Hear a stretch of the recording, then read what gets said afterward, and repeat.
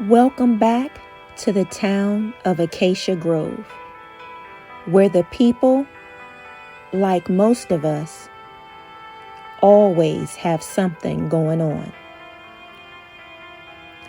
There's a famous quote by Nelson Mandela that says, "The greatest glory in living lies not in never falling, but in rising every time we fall." The stories you're going to hear from some of the Acacia Grove residents speaks to this quote. So sit back and listen to Scenes from Life.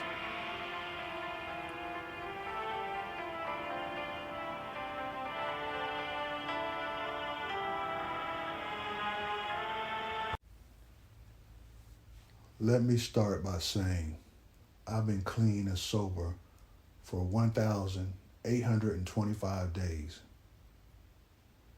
And it's been a long road to redemption. But as we say in Narcotics Anonymous, I'm taking it one day at a time. I won't spend my time telling you how I started using drugs. I want to share my journey out. I woke up one day after a night of drinking and snorting coke in the ICU of a local hospital. My man James, who I've known since freshman year in college, were heading home after hanging out with the boys, and I must have nodded off, and the car crossed the median and crashed into the Jersey wall. I don't remember anything about the accident, only waking up in ICU hooked up to a respirator with broken bones, cuts, bruises, and a dead friend.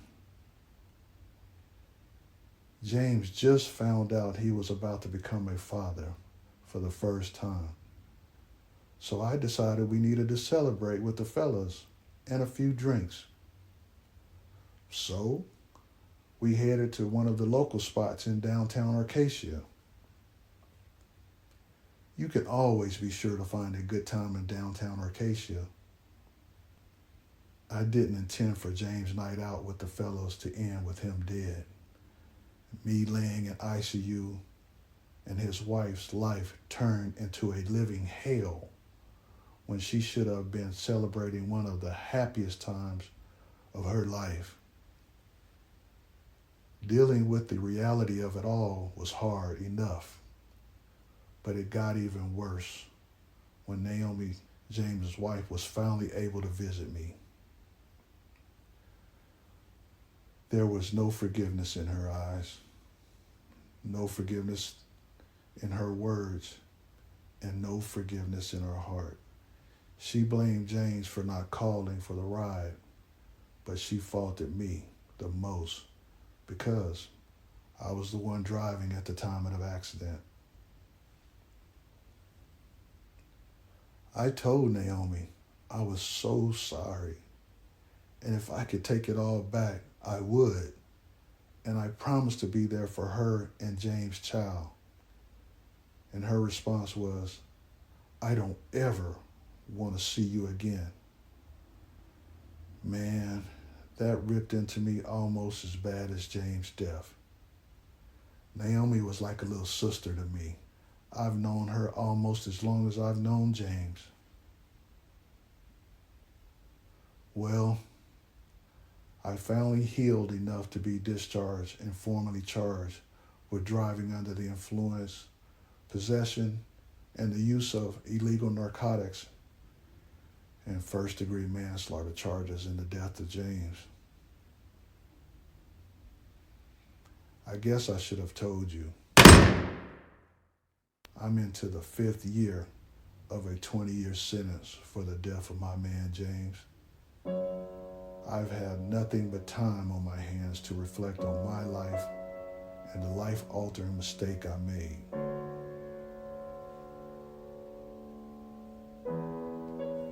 I spend most of my time in the library reading, of all things, the Bible.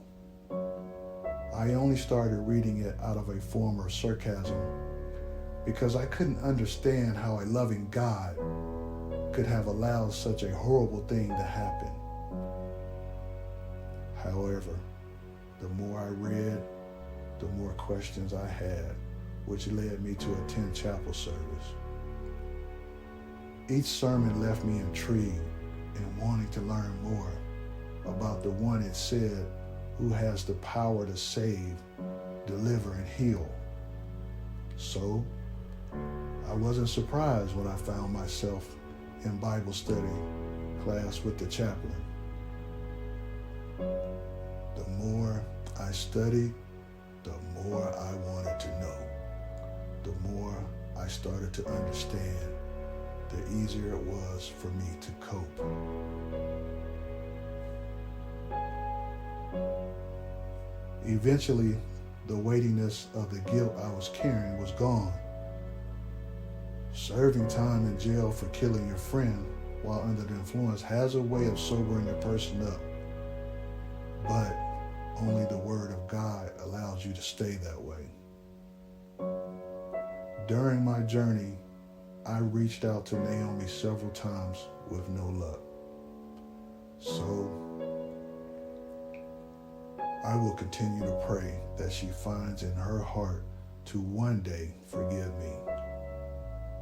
Although James' son was born before my incarceration, I wasn't allowed to see him.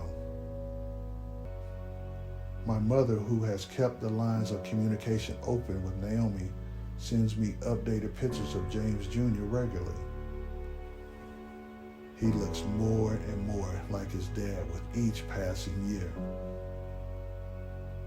I can't begin to tell you how it saddens me to know James Jr.'s life has been drastically altered due to the choices I and his father made. Yes, I've since come to understand James played a part in his fate too, but nonetheless, his son will never know his father and doesn't know me, the man his dad intended to be his godfather. That fateful night, James asked me to be the godfather. I said yes without any really understanding of what the role really meant. I don't think James did either. For me, it was just a title that would behold me to a few dollars spent and a few outings here and there.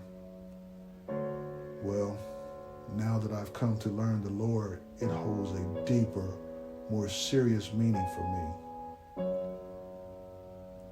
One day, I hope to meet James Jr. and ask for his forgiveness. Facing 20 years in jail will definitely sober an addict up real quick. But the day I said to the Lord, Father, into your hands I commit my spirit, his words has continued to sustain me.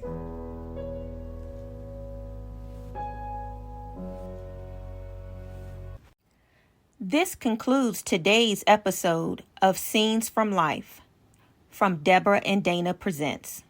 Thank you for listening. We value your feedback, so please make sure that you comment, follow, subscribe, and definitely share with others. And make sure you stay tuned for when the next episode drops. It's gonna be good.